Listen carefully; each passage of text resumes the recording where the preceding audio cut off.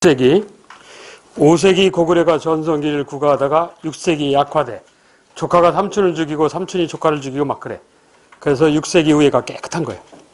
이러니까 신라 백제가 부산하게 움직여.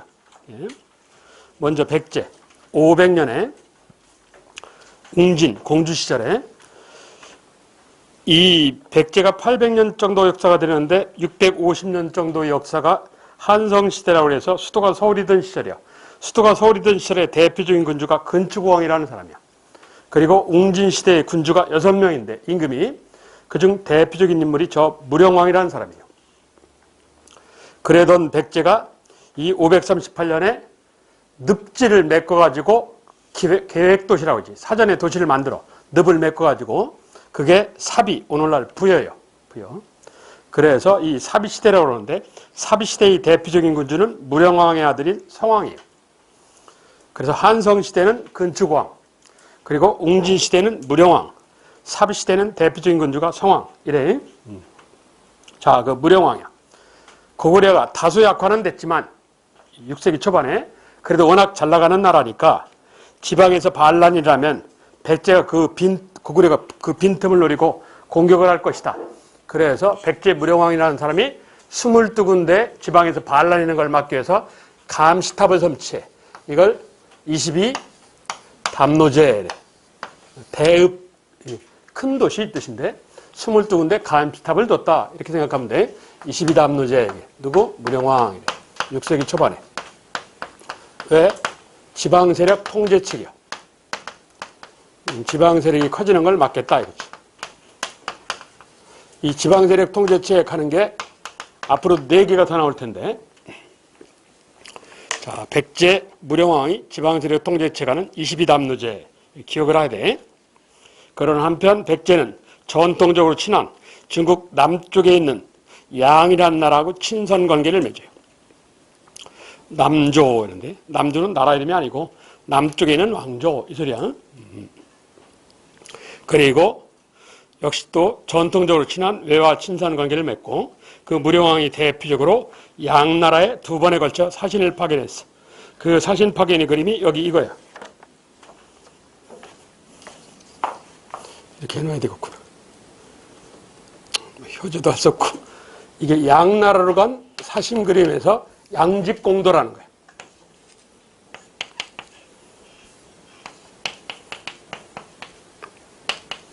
양집공도 이러는데 이건 백제와 양 남쪽 왕조와의 친선 관계를 입증하는 거야.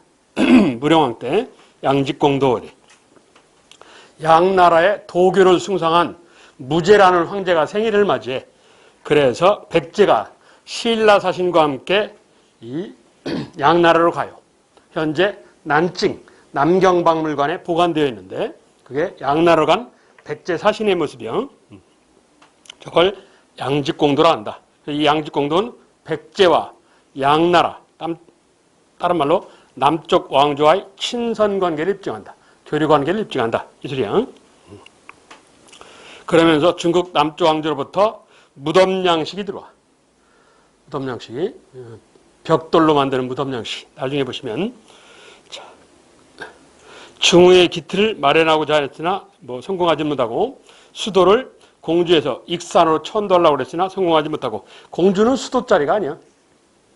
공주는 가보면 뺑돌라 산이야. 수도는 곧바로 주변에 산이 있으면 안 돼. 발전에 한계가 있거든. 그래서 잠깐 피난 지역이야. 이게 그 유명한 장수왕이 죽으면 나가려고 그랬지. 근데 이 노인네가 안 죽더라고. 70대 후반인데.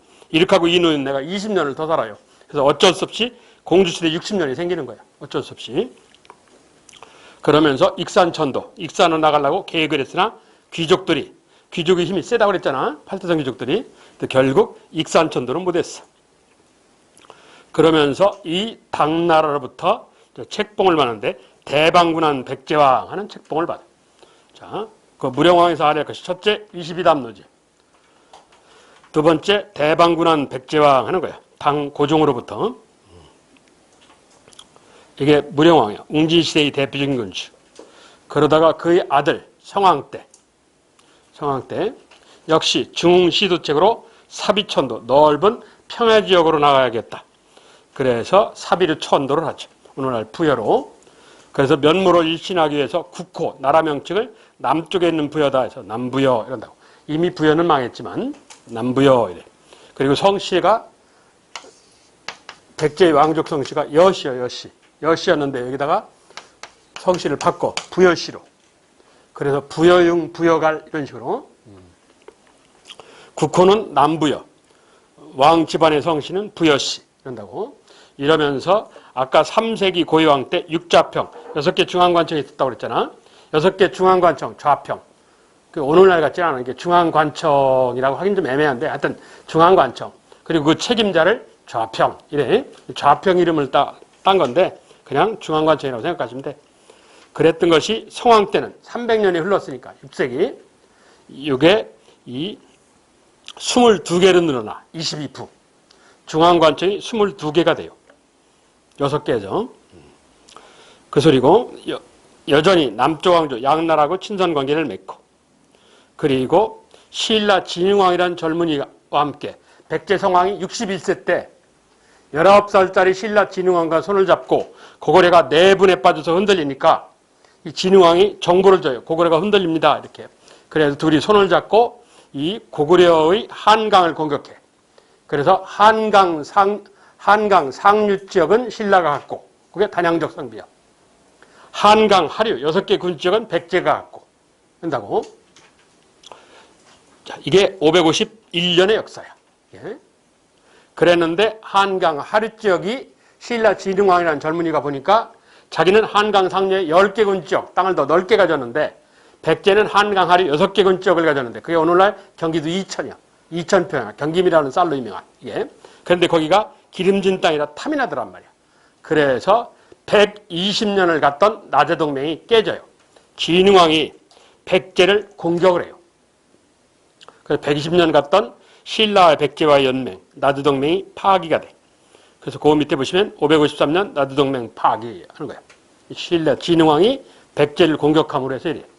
그래서 그 전방 전투 지역이 여기 영동, 옥천 이쪽이야.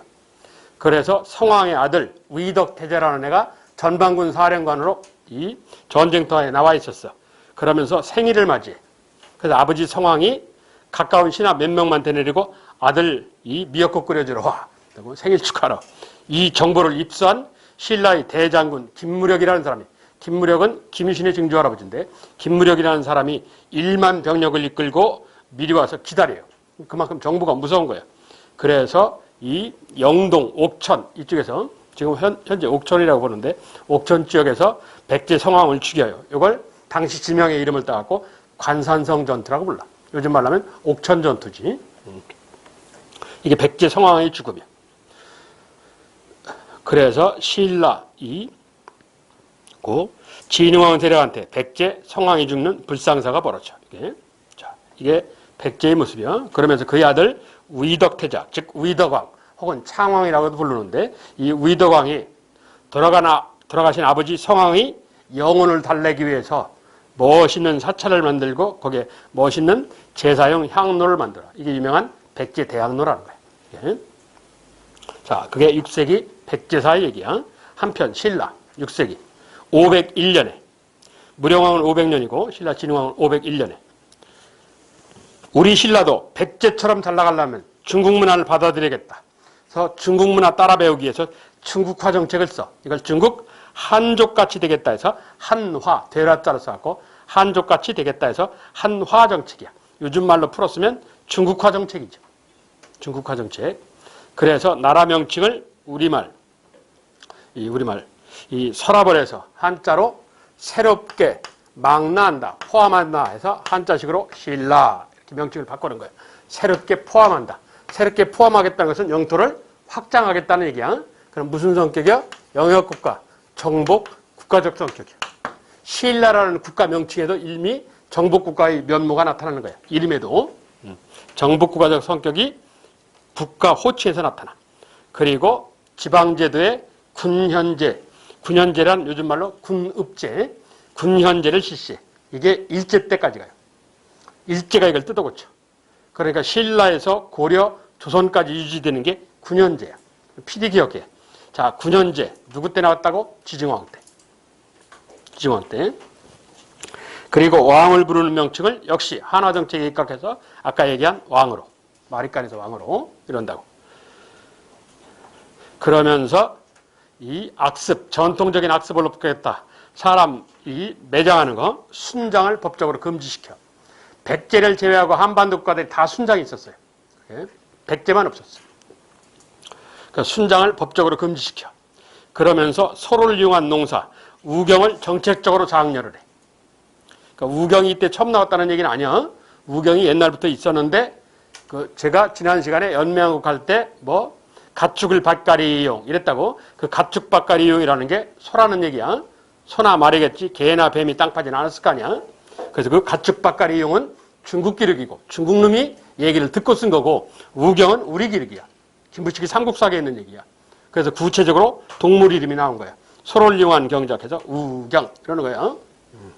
일반적으로 성인 남자보다 3배 정도 경작 능력이 큰 게 소예요. 그러니까 성인 3명이라는 거하고 맞먹는 거야. 그러면 그만큼 생산력 증대, 수확이 늘었겠지. 그게 우경의 얘기야. 그리고 철제는 기고 철제 무기를 사용하고. 그래서 우경, 철기 사용, 이건 생산력 증대를 낳아. 수확 증가를 낳는다. 수확 증가가 나면 상공업이 발달하는 거지. 경제가 번성하는 거야. 그래서 앞에 있었던 소지왕이라는 사람 때 경주 동쪽에 시사라고 해서 시장이 있었다고 그랬지. 그 시장을 감독하는 관청까지 생겨. 이걸 경주 동쪽에 있는 시장을 감독하는 관청이다 해서 동시전 이런다고. 시장 이름은 몰라. 이게 자유시장인지 평화시장인지 모르는데 여하튼 경주 동쪽에 있는 시장이다 이거지. 경주 동쪽에 있는 시장을 감독하는 관청이 생겼다. 그러면 이 상업인구가 많이 늘었다는 얘기야. 드나드는 사람 몇 명 안 되면 굳이 관청까지 들 일이 아니잖아. 그만큼 경제가 번성한 거야. 이 여세를 몰아서 울릉도를 공격하는 거지. 우산국 복속. 이사부라는 신라 장군을 시켜갖고 우산국을 복속해. 나무사자를 이용을 해서. 우산국 애들이, 울릉도 애들이 버티니까 배에다가 흉측하게 트로이 목마 비슷한 거예요. 나무로 사자를 만들어 놓고, 너 항복 안 하면 저 무서운 짐승 풀을 거요? 하고 겁을 줬대. 그래서 이 멍청한 애들이 항복했대. 이게 우산국 복속이야. 신라 지증왕의 얘기야. 이 여세를 몰아서 불법으로 흥하는 군주, 법흥왕. 법흥왕이란 불법으로 흥하는 군주, 불교 국가를 꿈꿨다 했어요. 법흥왕. 자, 이 법흥왕 조항이 아주 중요해. 고구려에서 실질적으로 제일 중요한 사람이 소술망이에요. 중앙직권을 완성한. 신라에서도 실질적으로 가장 중요한 사람이 법흥왕이에요. 가장 시험을 잘 내. 유명하기는 고구려에서 장수왕, 광개토대왕이 유명하지만 신라도 진흥왕이 유명하고 시험 내는 거하고는 좀 달라요.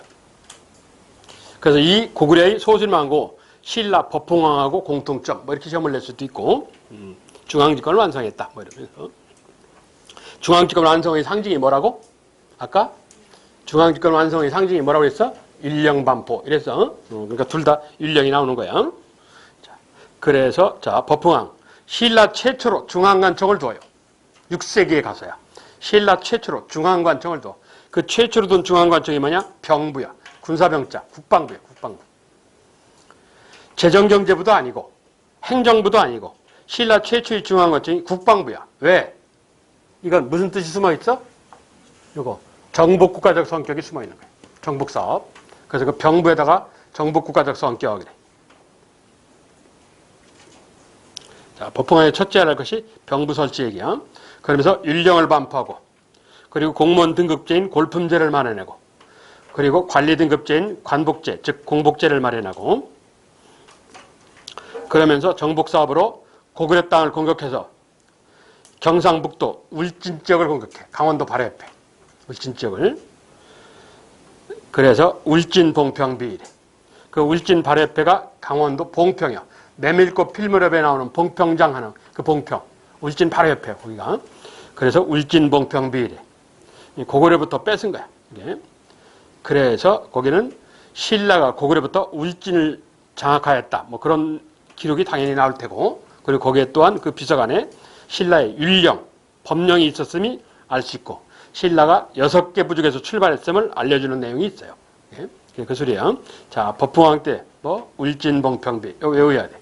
일반적으로 비서 그러면 신라의 진흥왕, 순수비 이게 제일 유명한데, 그러니까 법흥왕 때도 울진봉평비란 비석이 있어요.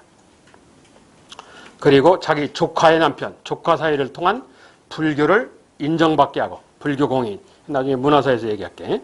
그리고 국무총리인 상대등 제도를 뒀어. 왕의 똘마니로 상대등, 일종의 국무총리 제도를 뒀어. 그런데 왕권이 약하면 상대등의 목소리가 커져요. 왕권이 강하면 상대등이 약해지는 거고. 그래서 자, 법흥왕 정리할게. 첫째, 병부와 상대등 설치. 이렇게 묶어서 병부와 상대등 설치. 이렇게 기억해. 한꺼번에 병부와 상대등 설치. 두 번째, 울진봉 평비. 세 번째, 김유신이로 유명한 부산옆에 김해 금관가야 복속. 금관가야를 멸망시켜요. 금관가야 복속. 그래서 김유신의 집안이 신라로 들어오는 거야. 신라 귀족으로. 자, 그게 금관가야 복속이야. 그리고 네 번째, 연호 사용이야. 동양 최초의 연도를 부르는 호칭. 연호가 한나라, 고조선을 멸망시킨 한나라 한무제가 만들었다는 건원이라는 연호예요. 동양 최초의 연호가 건원이야. 그 건원이라는 연호를 신라 법흥왕이 쓰는 거예요. 건원 이렇게.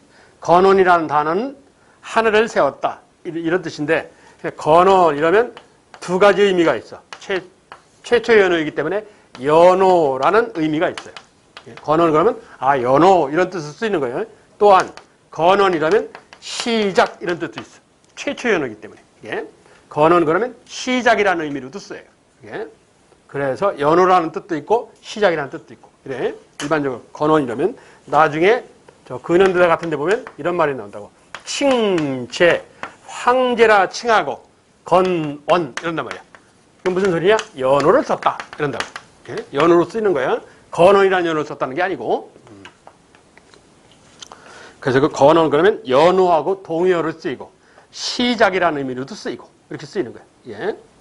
자, 그래서 두 번째 연호인 건원이 나왔어. 두 번째 알아야 할 연호가 총 5개를 알아야 되는데, 최초 연호 광개토대왕의 영락, 그리고 신라 법흥왕의 건원, 현재 2개 써.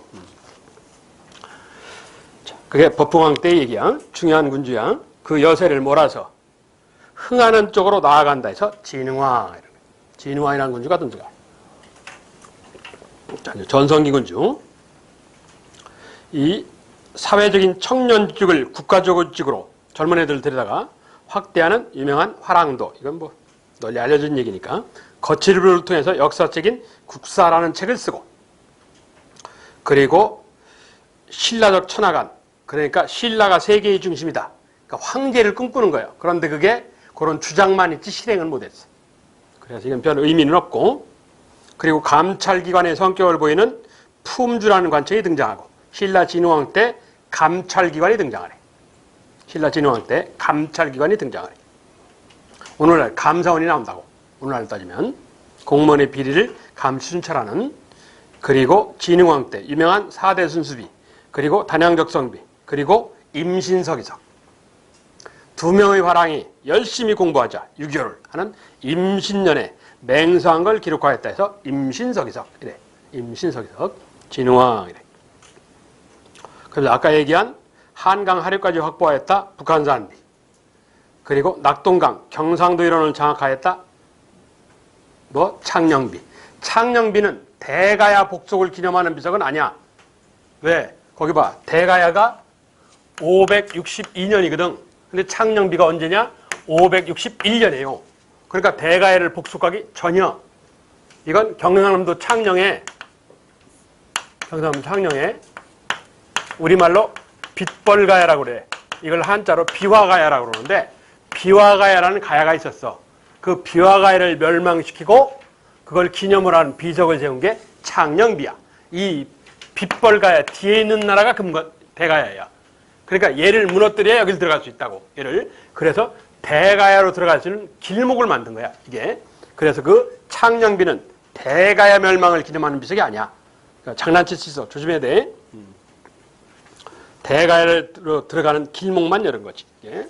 그래서 562년, 1년 뒤에 대가야를 복속시켜요. 대가야를. 그래서 대가야의 지배층을 여러 군데로 분산시키는데, 여러분 알만한 사람으로 이 충주에 와서 살게 하는 유명한 우르기라는 인물이 있어. 대가야의 사람. 그리고 통일신라 때 강수라는 대가야 사람도 나오고. 예. 그래서 가야 사람들이 연합을 하지 못하도록 신라가 약을 가지고 분산 배치를 시켜요. 그래서 원효라는 대가야 사람은 원효라는 가야 사람은 그러니까 원효는 대구 옆에 코로나로 왜 초기 때 2월달인가 3월달인가 코로나로 어떤 노인병원인가 거기서 뭐 집단 감염이 일어나고 그런 데가 경상도 경산이라는 데가 있어요. 그 경산이 압독국이라고 해서 가야 중에 한 나라가 있던 거야. 그 경산 압독국이라는 나라를 다스리는 부족장 집안이 원효네 집안이야. 설씨 집안들이야. 예? 그걸 멸망시킨 거야. 그거를. 그래서 원효는 경주 외곽에 살게 만들었어. 원효 집안은 설씨들은. 그리고 김유신 집안은 어디 충북 진천에 살게 하고. 그래서 김유신이가 진천에서 났단 말이야. 태어났다고. 그리고 대가 애들 일부는 뭐 우룹 강수 같은 애들은 어디 충주에 살게 하고 이렇게 떨어뜨려 놨다고. 연합을 못하도록. 신라라는 나라가 야근 짓을 한 거지. 그래서 진흥왕 때 562년에 대가야를 복속함으로 가야가 완전히 신라로 복속이 된 거예요. 가야 전체가. 자, 그게 진흥왕이란 전선기군주의 얘기야. 그 여세를 몰아서 뭐 함경도로 진출, 마운령 꼭에 세운 마운령비, 황초령 곡에 세웠다는 황초령비. 고구려를 치고 함경도를 장악하였다. 진흥왕에게. 진흥왕은 첫째 화랑도 공인, 두 번째 감찰기관, 세 번째 임신서기서, 그 네 번째는 뭐 순수비. 진흥왕이라는 거예요.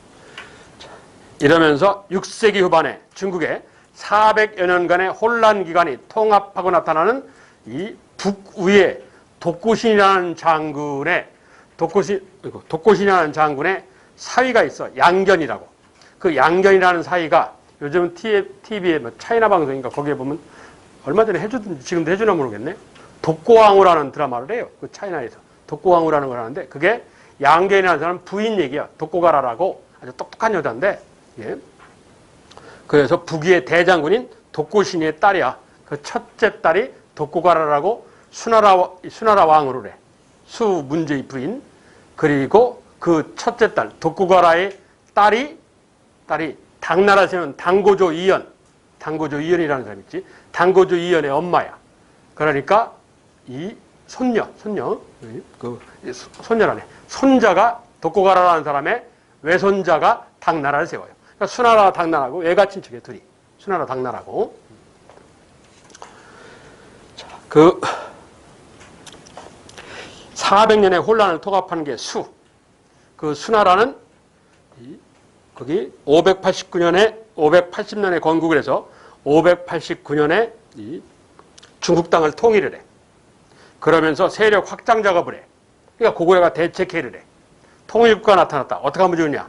먼저 공격해서 쌍꺼풀 터뜨리는 걸 이기는 겁니다. 선제 공격을 하자. 그래서 고구려가 선제 공격을 결정을 해. 그래서 이 6세기 말 7세기 초에 중국 기록에 의하면 광개토대왕에 필적할 만큼 대단한 군주다. 우리 기록은 없어요. 이 사람이. 우리나라 기록에는 없는데 중국 기록에 의하면 영양왕이라는 사람이 영양태왕이라고 해서 광개토대왕만큼 대단한 군주였던 모양이야. 1만 명의 병력을 이끌고 자기가 친히 직접 요소지방에 가서 수나라가 세운 경관이라는 건물이 있어요. 그 건물을 때려 부셔버려. 뭐 기념 건물 뭐 같은 건가 봐. 일종의 뭐 비석비슷하게 막 세워놨던 것 같아. 지금 현재 어떻게 생긴 건지 모르는데 경관이라는 기록만 있지 어떤 건지는 몰라요. 일단 기념 건물 비슷한 걸 같아. 기념 비석 비슷한 걸 때려 부셔버려. 그래서 시비를 걸어요. 그게 선제 공격이야. 어디? 요소로. 자, 요소가 나왔어. 기억을 해야 돼. 요소가 지금 두 번째 나왔지.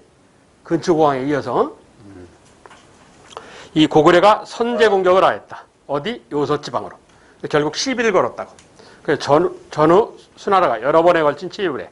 그리고 7세기 여러분 다 아시다시피 뭐 압록강 밑에 청천강 일명 살수 옛날로 살수 대첩에서 고구려 이 수나라 침략권을 물리치지. 그래서 유명한 고구려의 을지문덕이라는 사람이 수나라 장군 우중문여한테 그만 항복하고 돌아가라 하는 권유하는 시를 쓰지. 이게 유명한 줄여자 수나라 장군한테 누구? 우중문여한테 여수장 우중문시 이러는 거야. 이 청천강 살수대첩으로 수나라를 적대시켜. 이러면 수나라는 망하지. 그리고 연이어서 나오는 게 당나라야. 그래서 이 또 당나라에 필적하는 고구려의 대장군이 등장을 해. 귀족 집안에. 동부대인. 고구려가 오부족연맹체라고 그랬잖아. 동쪽 부족장 집안 출신. 그걸 동부대인이라고 그래. 동쪽 부족장 집안 출신의 연개소문이라는 애가 등장하래. 얘는 완전히 금수저지. 그래서 얘가 젊은 날에 그 신흥국가인 당나라를 다녀온다고. 근데 당나라가 수나라하고는 전혀 달라요. 이게 국력 자체도 다르고 하는 짓도 다르더란 말이야. 이게 그러니까 이 자식들은 결국 세력 확장을 하겠구나. 그런다고. 그래서 저 고구려가 신흥국가 당나라에 대해서 친선 관계를 하지 말고 계속 영양왕처럼 대립 관계를 해야 되는데 영양왕이 죽자 친동생 영유왕이라는 사람이 등장해. 영유왕은 영양왕의 친동생이야. 해군 장수로 유명한 사람인데 그런데 얘는 중국과 친선 관계를 맺어요. 어차피 저 당나라 놈들이 세력을 확장할 텐데 친선 관계를 맺으면 안 됩니다. 하고 동부대인인 연개소문이가 반대해. 그러니까 연개소문을 전방군 사령관으로 내쫓아버려요. 너 천리장성이나 쌓아라. 그런다고. 그래서 천리장성을 쌓아 전방군 사령관으로 내쫓김을 당해요. 그래서 천리장 축조 작업을 해요. 연개소문이 주도해서. 그러면서 어느 정도 시간이 흐르니까 거의 완성될 무렵에 이 국군의 날 행사에 초청을 해요. 왕이 그 연개소문을 초청을 해. 그러니까 그걸 기회를 삼아서 쿠데타를 일으켜갖고 영유왕을 죽여버리고 권력을 잡아요. 그게 유명한 연개소문이라고. 이 성질이 개 같다고 소문이 나는 애지. 연개소문이라는 독재자가 등장하는 거예요. 그래놓고 조카인 보장왕이라는 애를 앉혀서 20년간 권력을 휘둘렀지. 그 연개소문이라는 인물이야. 그랬다가 이 연개소문이가 665년에 죽어요. 죽은 지 3년 만에 고구려가 망해요. 동부가 최강의 군사 강국이었던 수나라, 당나라를 물리친 고구려가 망해요. 연개소문이 죽고 3년 만에. 자, 그게 고구려가 멸망으로 가는 길목의 얘기야. 이러는 7세기에 백제를 보시면 여기 뭐 별로 중요하진 않으니까 유명한 서동유로 유명한 무왕. 서동유로 유명한 무왕. 사비에 왕산한 사찰을 세우고 전라도 익산에 익산밀사지탑하는 탑으로 유명하고 그리고 부여에다가 인공연못인 북남지라는 연못을 만들었다. 그런데 이게 박정희가 이 역사로 옛날 우리 전통 역사를 되살려야 된다. 그래서 사비를 부흥을 시켜서 부여를 이렇게 성곽도 세우고 왕궁도 세우고 그리고 북남지라는 연못도 박정희 명령으로 만들었어. 그래서 이게 지금 사료가 별로 없습니다. 그래서 어떻게 생겼는지 모릅니다. 그래서 역사학자들이 반대를 하는데도 박정희가 밀어붙였어요. 그래서 지금 역사학계는 현재 부여에 가면 북남지라는 인공연못이 있어요. 그런데 역사학적으로 인정을 못 받아. 근데 어젠가 내가 뉴스를 보니까 사비백제사라고 해서 사비백제에 관한 건물 공사를 다시 한다대. 그러니까 국남지도 한번 손봐갖고 다시 원자리를 찾아갖고 원자리에다가 다시 세울 가능성이 있어요. 현재 자리도 안 맞고 생긴 형태도 안 맞고 현재 그래요. 그런 좀 사연이 있어. 그게 국남지라는 인공연못이야. 자, 그러면서 무왕의 아들 의자왕. 자, 의자왕은 좀 알아야 돼. 백제 마지막 왕. 의자에서 노시다가 나라 말아드신. 젊었을 때는 이게 애가 효자였던 모양이야. 그래서 해동 증자라는 호칭을 받았어요. 동양에서 증자 그러면 효자의 상징이야. 공자의 제자 중에 가장 효선스러운 제자가 증자라는 인물이야. 그래서 동양에서는 증자 그러면 무조건 효자다 이 소리야. 우리나라의 효자다 이거지. 해동 증자라는 호칭을 받아.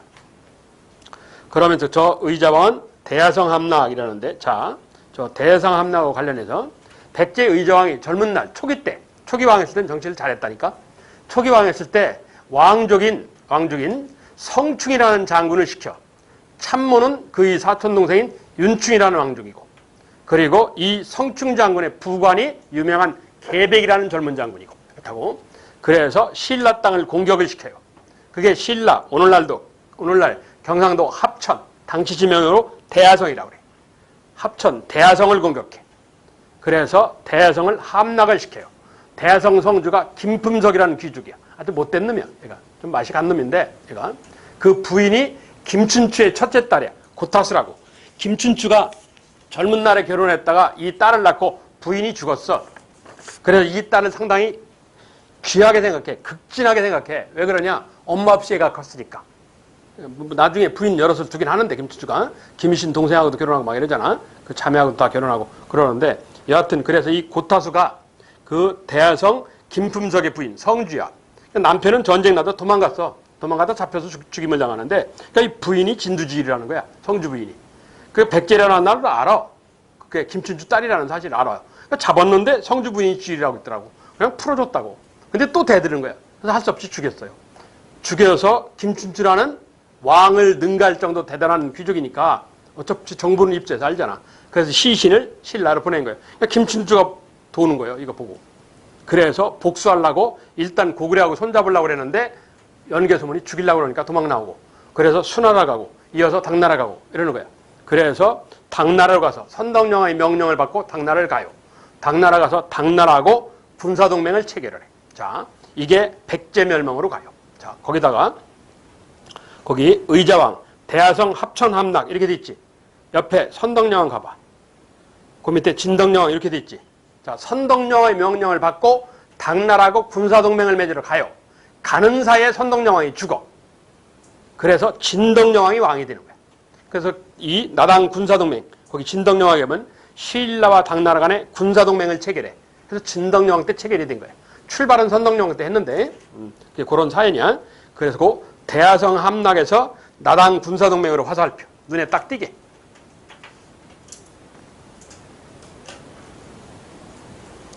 당나라와 연합을 한단 말이야. 이러면서 당의 후원하에 백제를 멸망시켜버리는 거지. 660년에. 김춘추가 왕이 된 시절에. 태종무열왕이라고 해서. 그러니까 복수를 이룬 거지. 복수를. 그래서 김춘추의 아들 문무왕 때 고구려까지 멸망시키고. 그래서 삼국통일을 하는 거야. 예? 아버지 김춘추는 백제 멸망을 한 거야. 백제 멸망시킨 거야. 자기 꿈을 이룬 거야. 그러면서 거기 진덕여왕은 나당 군사동맹을 체결했다는 얘기를 듣고 당나라 황제한테 감사합니다 해서 치당 태평성하는 아부의 글을 보내. 당나라를 치하한다. 태평성대의 국가임을. 수필. 수필, 노래가 아니고 수필. 아부용 글 얘기. 그리고 국가 행정 업무를 모으는 집사부라는 관청을 세우고. 그래서 문무왕 때는 삼국통일을 하고. 고구려까지 멸망해서 이런다는 얘기야. 그런데 그 위에 보시면 6세기 말 7세기 초에 진평왕 하는 사람이 있고, 그렇게 중요하진 않은데, 진평왕은 나중에 뒤에 보시면 세소고개 하는 게 있고, 그리고 원광법사라는 승려를 통해서 군사 파견 요청서, 걸사표를 하고, 이건 나중에 뒤에 문화사에서 할게. 그리고 선덕여왕은 진덕여왕 앞에, 선덕여왕은 삼국시대 신라의 문화재는 다 선덕여왕하고 관계가 있어. 그렇게 알면 돼. 삼국시대 신라의 문화재는 다 선덕여왕이다. 이렇게 생각하면 돼. 한반도 최초로 여자가 군주를 하는 거야. 그러니까 귀족들이 깜봐. 주변 국가에서도 깜보고. 백제 무왕은 뭐라고 그러냐? 그렇게 왕을 할 사람이 없냐? 내가 하마. 이런다고. 왜? 백제 무왕이라는 사람은 자기 부인이 신라 선화공주 아니야. 선화공주는 선덕여왕의 막내 동생이란 말이야. 그렇게 남자가 할 사람이 없으면 내가 백제와 신라의 왕을 사하마. 이런다고. 심지어 당나라에서는 당나라 귀족을 보내서 신라 왕으로 할게. 무슨 여자가 임금을 하냐. 이렇게까지 깜봤단 말이야. 이게. 그러니까 여자왕도 왕이다 해서 이 선덕여왕이 왕의 권위를 드러나기 위해서 경주시내 한복판에 멋있는 구조물을 만들어. 그게 첨성대라는 거야. 그리고 분발은 황제가 세운 사찰에서 분황사라는 걸 세우고, 그리고 진흥왕 때 세운 황룡사라는 게 있어요. 문화사에 다시 얘기를 할 텐데, 진흥왕 때 궁궐에서 불난 적이 있어요. 궁궐에서 불나면 임금이 갈 데가 없잖아. 그래서 예비 궁궐을 하나 세워야 되겠다. 이걸 별궁이라고 그러는데, 별궁을 하나 세워야겠다. 그래서 경주에 가기다가 별궁을 세우는 공사를 하는데, 하늘에서 황룡이 내려왔대. 믿거나 말거나, 뱀이 나왔는지 뭐가 나왔는지 하여튼 황룡이 나왔대야. 이게. 그래서 이걸 궁궐을 세우는 걸 포기하고 사찰을 세워. 그래서 이 사찰을 황룡사라고 그래. 어느 때라고? 진흥왕 때야. 그랬는데 선덕여왕 때 원효의 사촌이 되는 자장율사라는 스님이, 자장이라는 스님이 건의를 해서 신라 주변의 9개의 오랑캐를 불기음으로 물리칩시오 해서 9층 목탑을 세우는 거지. 그래서 황룡사는 진흥왕이고 9층 목탑은 선덕여왕이야. 이게 틀려. 이렇게. 선덕여왕.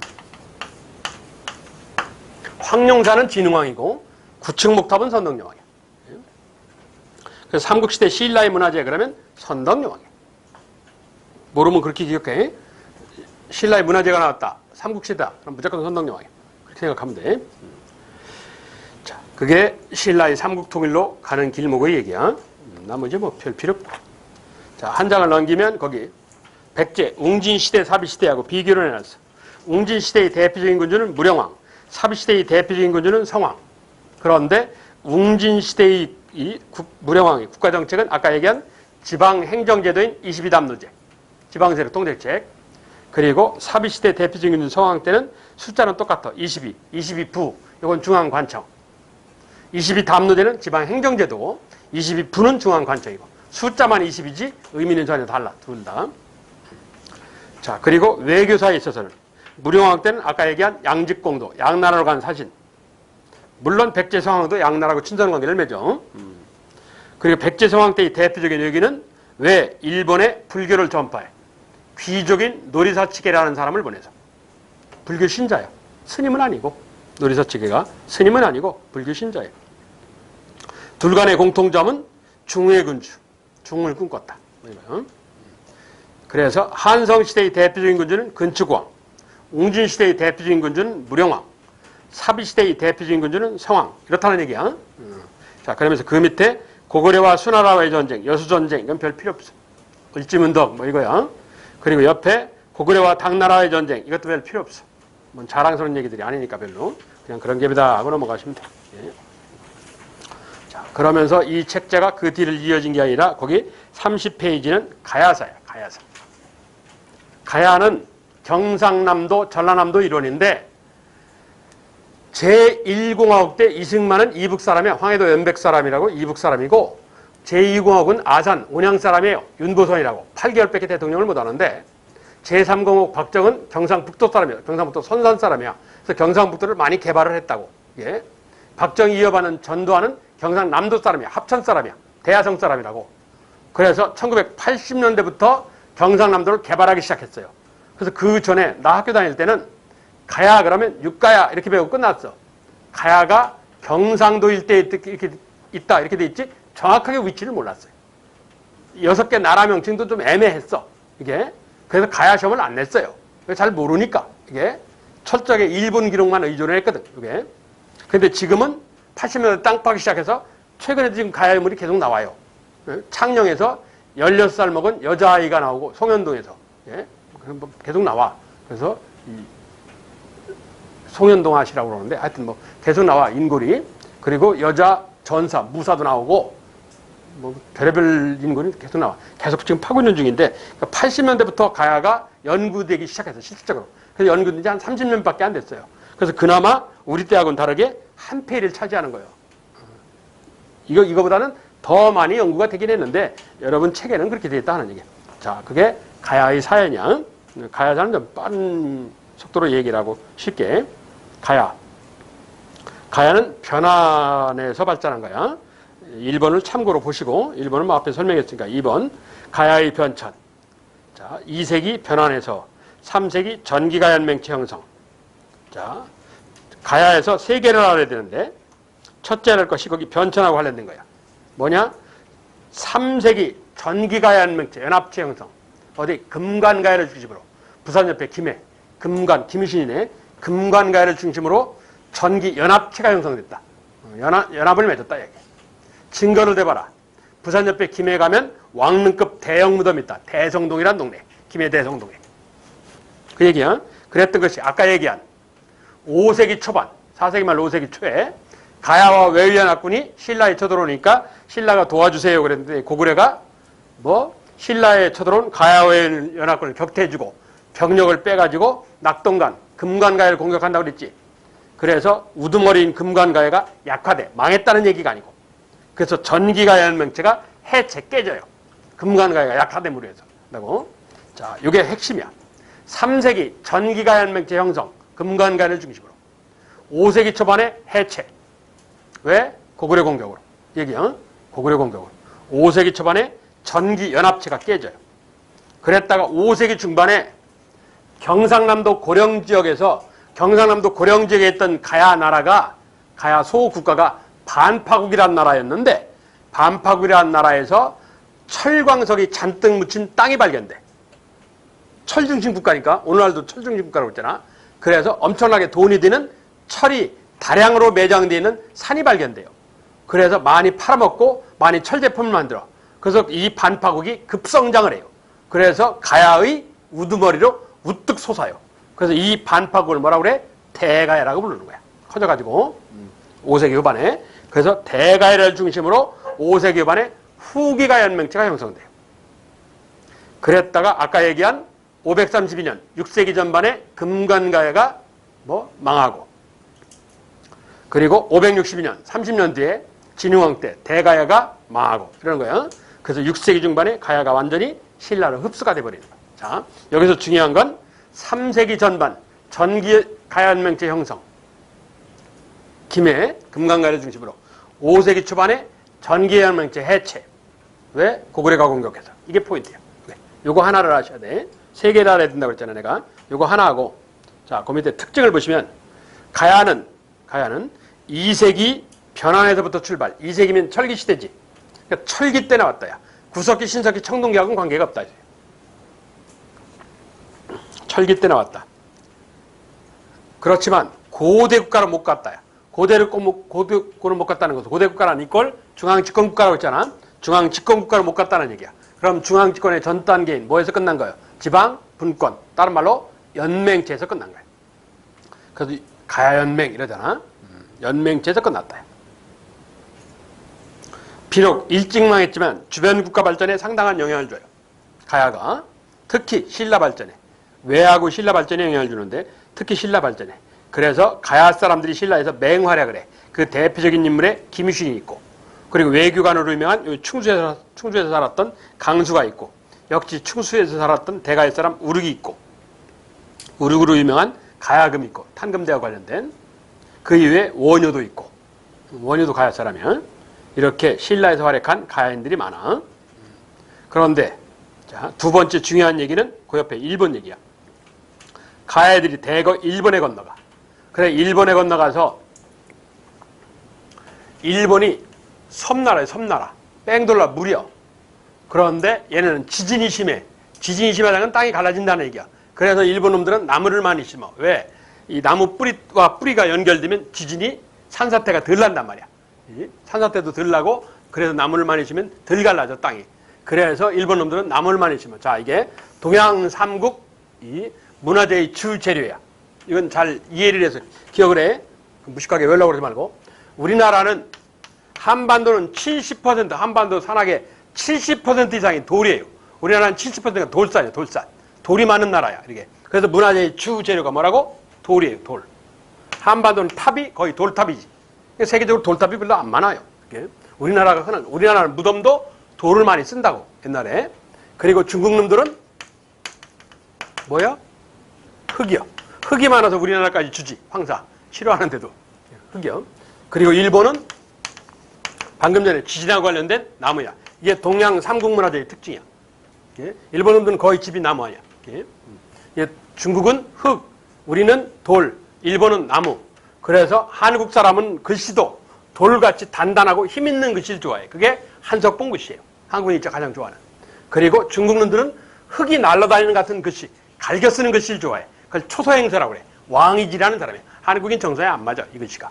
그리고 일본 애들은 나무같이 튼 글씨를 좋아해. 이렇게 나무가 이렇게 잘 파지거든. 그래서 여학생 글씨체, 전서라고 그러는데 여학생 글씨체 같은 거, 이게 곡선형 글씨체 한다고, 그런 글씨체를 좋아해.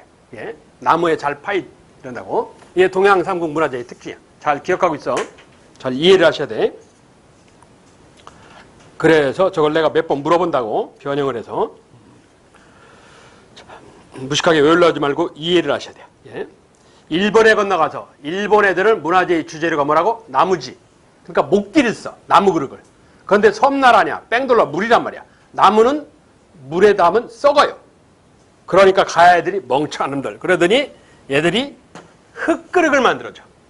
그런데 가야가 원래 쇠로 유명한 애들 아니야. 그러니까 일본 애들이 써봤더니 이 흙그릇이 쇠같이 단단해. 흙그릇, 톡인데 쇠같이 단단해. 그래서 쇠같이 단단한 톡이, 오늘날은 이게 도자기, 자기학에서 경질톡이라고 그러는데, 이걸 뭐라고 그러냐?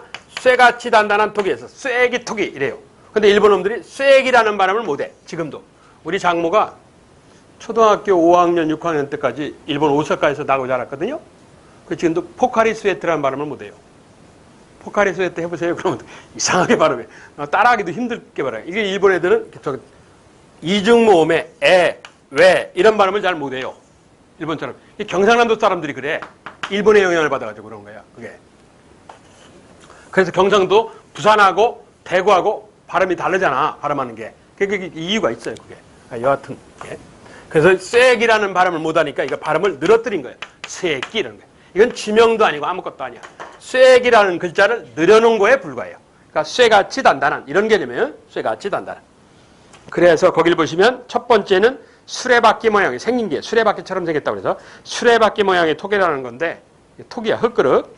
이게 원래 쐐기 톡이야. 저 수레바퀴 모양의 토기가 일본에서 다량으로 발견됐어요. 지금도 뭐 계속 나와 보면. 그러니까 가야 문화가 일본 같다는 얘기지. 그렇지? 자, 쐐기 톡의 의미가 뭐야? 가야 문화의 일본 전파, 웨이 전파야.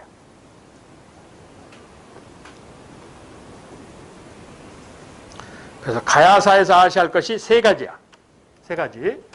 첫째, 3세기 전기가 연맹 형성. 어디? 금관가야를 중심으로. 그렇지. 5세기 초반에 고구려 공격으로 해체. 요걸 아셔야 되고. 두 번째, 세키토기야. 가야문화 일본 전파. 가야문화 일본 전파. 그리고 세 번째. 그 밑에 기록하는 걸 보시면, 니은. 522년 대가의 인해왕이라는 사람이 신라 법흥왕과 결혼동맹을 체결하였다. 자, 아까 신라와 백제와 결혼동맹이 있었지. 가야와 신라와도 결혼동맹이 있어요. 가야의 인해왕이라는 사람이. 신라는 기억할 필요 없어. 가야의 인해왕이, 그러니까 신라와 가야와의 결혼동맹이 있었다. 세 번째 하셨어. 그런데 이 가야는 일찍 망했기 때문에 문화재를 보여주고 시험을 낼 가능성이 있어요. 첫 번째는 게 수레바퀴 모양의 톡이. 그리고 두 번째는 건 가야톡인데 기마인무령 톡이라는 톡이야. 저게 현재 국보야. 저게. 두 번째는 게. 그리고 세 번째는 건 쇠로 된 철제 갑옷. 가야에서 만든. 네 번째는 금동관. 가야에는 금관도 있어요. 이거는 금동관이에요. 국사교과서는 금관 이렇게 되는데 금관은 아니고 그건 국사교과서 틀린 거예요. 굴에다가 금칠한 금동관이라는 거예요. 금관은 따로 있어. 예. 나중에 기회를 되면 내가 보여줄게. 자, 그런데 현재 한국사교과서에 원래 유목문화가 유명한 게 내 생각에는 이걸 낼 수도 있겠다 싶어서 내가 넣어놨는데 하단에 보시면 청동솥 하는 게 있지. 그걸 한자로 동복이라는데 저 동복이 어딨냐? 위에 두 번째 기마인무령 토기 하는 거 있지. 기마인무령 토기 하는 뒤에 보시면 뒤에 뭐 이렇게 뿔통같이 올라와 있는 거 있지. 뿔통같이 올라와 있는 거. 그게 동복이야, 저게. 그걸 이 확장을 해놓은 거예요. 그걸. 저건 거란족, 여진족도 있고 몽골족도 있고 유목문화에는 다 갖고 다니는 거야. 왜? 유목문화는 이동생활에. 이동생활이니까 끓여먹고 뭐 하려면 그릇이 있어야 되잖아. 그러니까 청동으로 된 그릇을 갖고 다니는 거야. 약간 멍청한 놈들이지. 왜? 청동으로 된 그릇이 익히면요. 열 전도가 좋아. 빨리 잘 익어. 근데 잘 안 식어, 이놈 게. 그럼 뜨거운 걸 잘 못 만져. 식을 때까지 기다렸다 가져가야 되잖아. 그러니까 그 청동솥, 저걸 동복이라고 그래. 저건 유목문화, 이동생활하는 유목문화 애들은 다 갖고 다니는 거예요, 저게. 그러니까 그 가야에도 제가 뭐라고 그랬냐면 중국 민족이 도망을 해갖고 어디로? 태백산맥 타고 진안으로 들어갔다. 그래서 신라 애들은 원래 진나라 애들이다. 이랬잖아. 일부는 더 내려와서 소백산맥 타고 가야로 왔다. 이게 다 유목문화 애들이란 말이에요. 이게. 그러니까 유목문화 애들은 금관이 있어요. 유목문화는. 농경문화는 금관이 없어요. 백제는 금관이 없어. 금관에 비단관에 금으로 된 장식은 있어도 금관 자체가 없어요. 금관은 유목문화에서만 있는 거야. 농경문화가 좋아하는 보석은 옥이야, 옥. 유목문화가 좋아하는 보석은 금이고. 그래서 신라 금관에 보시면 뭐 금이 있는데 한반도에 들어오니까 옥을 좋아하더란 말이야. 그래서 금관에다가 옥을 갖다 붙여놨잖아. 그게 그런 사연이야. 다른 나라에는 그렇게 안 돼 있어요. 다 금관이면 금관이지 금에다 옥 붙이질 않는다고. 이게 한반도가 농경문화가 옥을 좋아하니까 그래서 옥을 갖다 장식으로 붙여놓은 거야. 그런 사연이야. 유목문화만 금관이 있는 거야. 농경문화는 금관 없어. 자, 그게 가야사의 얘기야. 이렇게.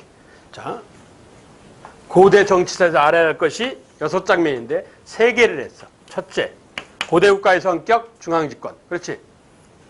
두 번째, 삼국시대 신라, 상대. 상대에서 아래할 것. 뭐 한강을 놓고 대립하는 거, 해석하는 거. 세 나라 중에 한 나라가 막강해지면 나머지 두 나라 뭉친다. 줄여내면 4세기 백제전성기. 어디하고 어디가 뭉쳤다고? 고구려하고 신라가 뭉쳤다. 증거를 내놔봐라. 광개토대왕릉 비문 호명근. 이게 가장 중요해. 5세기는 고구려가 전성기를 구가하니까 나제동맹. 이렇고. 그리고 세 번째로 할 것이 방금 전에 얘기한 가야사. 가야는 첫째 할 것이 뭐 3세기 전기가열맹체 형성. 금관가를 중심으로. 5세기 초반에 해체. 고구려 공격으로. 그러니까 두 번째 가야 문화의 외위 전파. 뭐 스에케토키 한다고. 세 번째 결혼동맹. 가야 인해왕이 신라 법흥왕과 한다고. 단 가야는 저 문화재를 보여주고 시험 낼 가능성이 있다 이거지. 저걸 문화재를 알아라 하는 건 아니야. 가야 거다 이렇게만 하는데 저게 뭔지는 몰라도 상관없어. 저게 아마 보여주면 내 생각에 첫 번째는 수레바퀴 모양의 톡이 아니면 세 번째는 철제가 보일 가능성이 제일 높아요. 가장 대표적이거든. 아니면 어렵게 내면 동북을 보여줄 수도 있고 여러분 책에는 없어도 그게 가야사야. 자 이렇게 세 가지 얘기를 했어. 고대 정치사. 3개 남았어요. 쉬었다 합시다.